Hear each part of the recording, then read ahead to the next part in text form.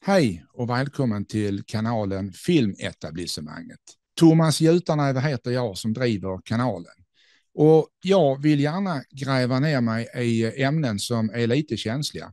Vi tittar på Palmemordet, Estonia-katastrofen, rättspsykiatriska insikter och hur människor blir behandlade i den miljön. Vi tittar på PFAS och asbest, alltså miljöfrågor, hur det påverkar oss som människor. Vi har lite avslöjanden som kommer och som har kommit i den här kanalen. Vi tittar på människor som är oskyldigt dömda. Vi tittar på människor som är jagade av olika anledningar, av myndigheter. Vi tittar på kungens makt. Vi tittar på bordellhärvan långt tillbaka i tiden, 1970 till 75, där människor faktiskt inom politikens område aldrig blev dömda för det de eventuellt hade gjort. Men vi kikar på det och vi har gjort massor med program om det. Vi tittar på hemliga organisationer, typ Stay Behind, en hemlig militär organisation som har kopplingar rakt in i olika förvaltningsverksamheter och även inom politiken. Vi tittar på IB-affären, en affär som avslöjades av 2 stycken journalister för många år sedan. Vad var det som hände där egentligen? Vi gör djupdykningar. Och mycket annat kikar vi på. Kyrkans makt och kyrkans historia är också någonting som vi kikar på. Du får gärna klicka på knappen nu, prenumerera, så kommer du vara en av de som först får länken till nästa program. Så välkommen i sällskapet här. Det går också att ge ett litet bidrag om du har möjligheter. Det är absolut inget tvång. Men vi använder PayPal och QR-koden ser du nedan. Stort tack och välkommen till programmen.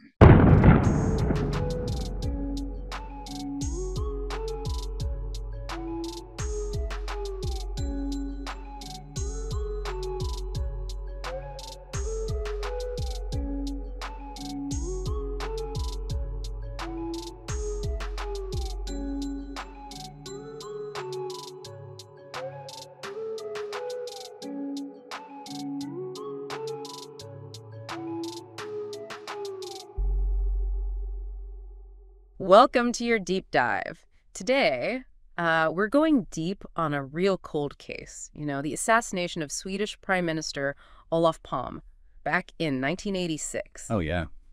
And you guys sent in a ton of material for this one. It is wild. It's a fascinating case. It's like we're stepping into a spy thriller. It is. There's whispers of Cold War espionage, South American dictatorships, even international terrorist groups. You know what's so interesting about this is how a seemingly isolated event like this, you know, in Sweden, could be linked to a much larger global network of intrigue and covert operations, and that's what we're going to try to unpack today. All right, let's unpack it. So the sources you sent paint a picture of a complex web of potential suspects, and one name that keeps popping up is this Michael Townley. He's described as an American-Chilean operative linked to Chile's secret police DNA. And not just any operative either. He's been called a highly skilled assassin. Yeah, and that's not an exaggeration. Townley was actually implicated in the 1976 assassination of a Chilean ambassador in Washington, D.C. That's not exactly an easy target. But what's really significant here is his involvement with DINA. This places him right at the heart of Operation Condor, which was a coordinated campaign of political repression and assassination by South American dictatorships in the 70s and 80s? Operation Condor, man, that's a chilling chapter in history. Dictatorships working together to eliminate their opponents across borders. So given all of that, how does Townley potentially fit into Palme's assassination? Well, it turns out Palme was reportedly on DINA's hit list during this period. So the question becomes, could this be a case of state-sponsored terrorism, reaching across continents to silence a critic? It's a scary thought. And as if the DNA connection wasn't enough. Our sources say that Townley also had connections to this Orlando Bosch, a Cuban exile involved in a lot of shady business, bombings, attacks, even the downing of a Cuban passenger plane. Yeah, Bosch is a key figure here because he and his group were often used by larger powers like the U.S. to further their own interests during the Cold War.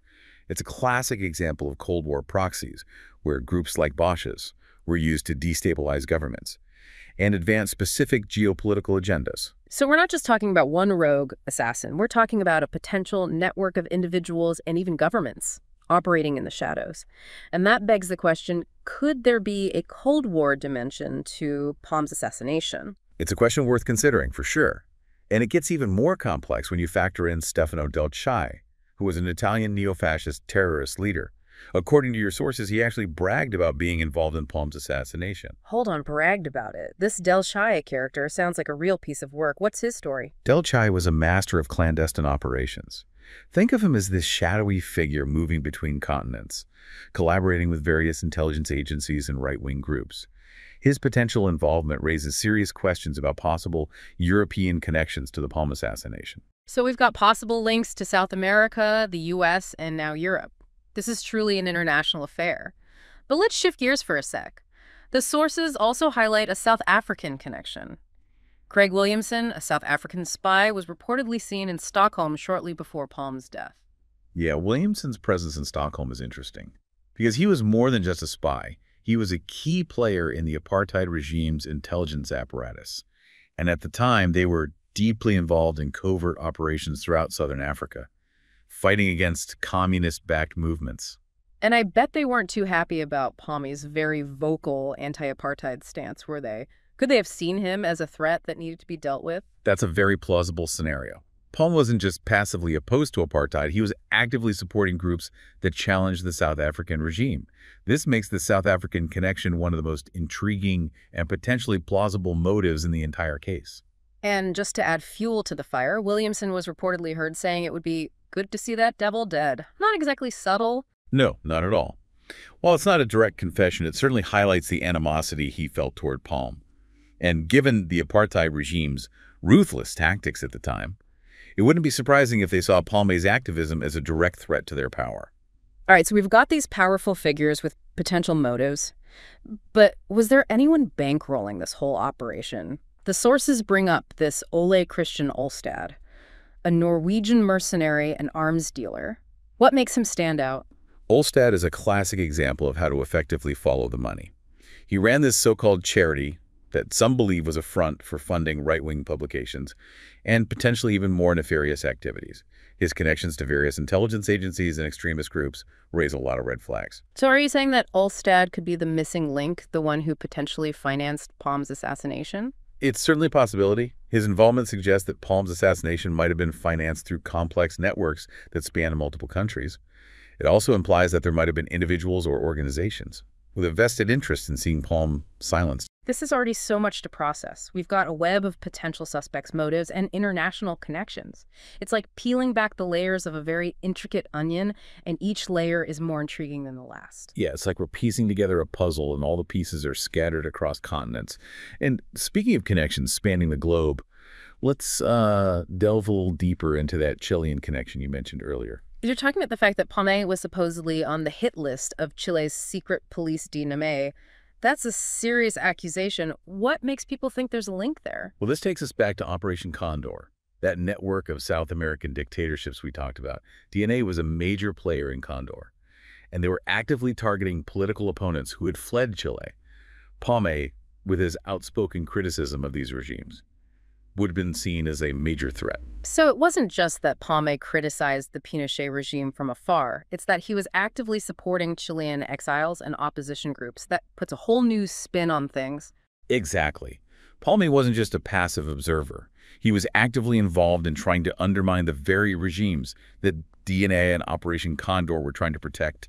It's not a stretch to think that they would have seen him as an enemy who needed to be silenced. And remember those two Chilean assassins, Roberto Temme and Julio Escudero, we mentioned earlier? Weren't they seen in Stockholm around the time of Palme's death? That can't be a coincidence. Their presence in Stockholm at that time raises serious questions. These guys weren't just low-level thugs. They were known to be ruthless enforcers for the Pinochet regime, with a long history of violence and involvement in human rights abuses. So we're talking about professional assassins, potentially operating in Sweden just days before Palme is murdered. It's starting to feel like a very well-coordinated operation. And there's another layer to this that's worth exploring.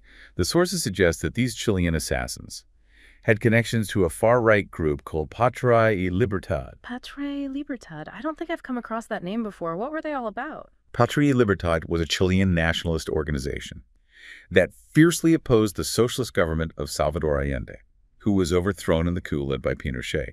They were known for using violent tactics, including bombings and assassinations, to destabilize the country. So essentially a terrorist organization. Many considered them to be, especially the Allende government they were trying to overthrow. And after Pinochet seized power, many members of Patria y Libertad were integrated into his regime's security apparatus. They basically became part of the state-sponsored terror that gripped Chile for years. Okay, so we have these Chilean assassins with ties to Dinah Operation Condor and this far-right group, Patria y Libertad, and they just happen to be in Stockholm when Palme is assassinated. It's all starting to feel a bit too connected to be a coincidence, isn't it? The level of interconnectedness is certainly striking. But remember, we're dealing with a time period when the Cold War, where shadowy networks of individuals and organizations often collaborated across borders to achieve their political goals. So you're saying that Palme's assassination could be seen as part of a larger pattern of political violence and covert operations that were happening during the Cold War. It's a perspective worth considering. Groups like Patria y Libertad often saw themselves as part of a global struggle against communism. They weren't just focused on their own countries.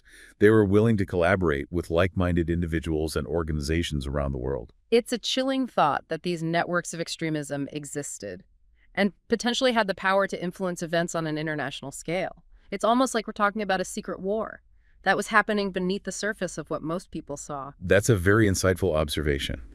The Cold War was a time of intense ideological conflict, and it often played out in the shadows through covert operations, propaganda, and proxy wars. And it seems like Palme, with his outspoken views and his willingness to challenge both the U.S. and the Soviet Union, might have gotten caught in the crossfire. It's certainly a possibility. He was a vocal critic of superpowers, a champion of neutrality, and a supporter of leftist movements around the world. This put him at odds with many powerful interests both within and outside of Sweden. It makes you wonder if his assassination was a way to send a message, to silence other voices who might have been thinking of challenging the established world order. That's a question that historians and investigators continue to grapple with. Was Palme's assassination an isolated incident, or was it a warning shot, a signal that certain boundaries were not to be crossed? All right, so we've got these Chilean assassins, potential motives from South American dictatorships, and this backdrop of Cold War intrigue. But are there any other organizations that might be involved? Because the sources mention this group called Agenter Press, and they sound pretty shady. Agenter Press was a shadowy organization with suspected ties to right-wing extremists, intelligence agencies, and even the South African apartheid regime. Think of them as a mercenary group for hire, involved in various covert operations, including assassinations and sabotage. They sound like a real-life Spectre from James Bond. And the sources suggest they were a major player in the international world of espionage. That's the picture that's emerging. And what makes them particularly intriguing is their alleged involvement with something called Operation Gladio. Hold on, Operation Gladio? What was that all about? I feel like we're going down another rabbit hole here. Operation Gladio was a clandestine NATO operation during the Cold War. It involved setting up secret stay-behind armies in various European countries to resist a potential Soviet invasion. Wait, so there were actually secret armies operating within these countries? That sounds like something out of a conspiracy theory. It does, but it was very real. And while the official purpose was to counter a Soviet invasion, there are allegations that some of these Gladio networks were involved in covert operations aimed at destabilizing left-leaning governments. So you're saying that these secret armies might have been used to influence domestic politics, not just resist a foreign invasion. And could this tie back to Palme's assassination? That's what some researchers and investigators believe. And it's this connection to Operation Gladio that makes Agenter Press so intriguing in the context of Palme's assassination.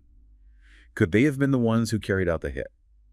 Potentially with the support of these clandestine networks. This is blowing my mind. We've gone from Chilean assassins to Cuban exiles to Italian neo-fascists, South African spies, and now secret armies operating within NATO countries. It's like a conspiracy theorist's dream come true. It's definitely a lot to take in. But remember, we're dealing with a case that has never been officially solved. There are many theories and potential motives, and the sources you've provided offer a glimpse into this complex world of espionage and covert operations. It seems like there were a lot of people who might have wanted Palme silenced. And maybe those motives and potential players were all connected somehow? Like, what if Palme's vocal opposition to apartheid in South Africa made him a target for the South African regime, but they weren't the only ones who wanted him gone? That's a fascinating thought. Could there have been a convergence of interests? where multiple actors, each with their own motives, saw Palme as a threat that needed to be eliminated. It would explain why this case has been so difficult to solve. We're not just looking for one culprit with one motive. We're potentially looking at a network of individuals and organizations, each with their own reasons for wanting Palme dead. It also makes you wonder if there was some level of coordination between these different actors. Did they actively collaborate to plan and execute Palme's assassination? Or was it more of a case of them acting independently, but with a shared goal in mind? Either way, it's a pretty chilling thought. It suggests that Palme wasn't just the victim of a random act of violence, but rather a carefully orchestrated hit, potentially with international implications. And that raises the question, who, if anyone, was pulling the strings? Was there a mastermind behind Palme's assassination? Someone who orchestrated the whole thing from the shadows? Now, that's a question I'd love to get an answer to. It really does feel like we're uncovering a conspiracy that goes way beyond one assassination. Like Palme's death was just the tip of the iceberg. And beneath the surface, there's this whole network of powerful forces at play. It is a chilling thought, isn't it?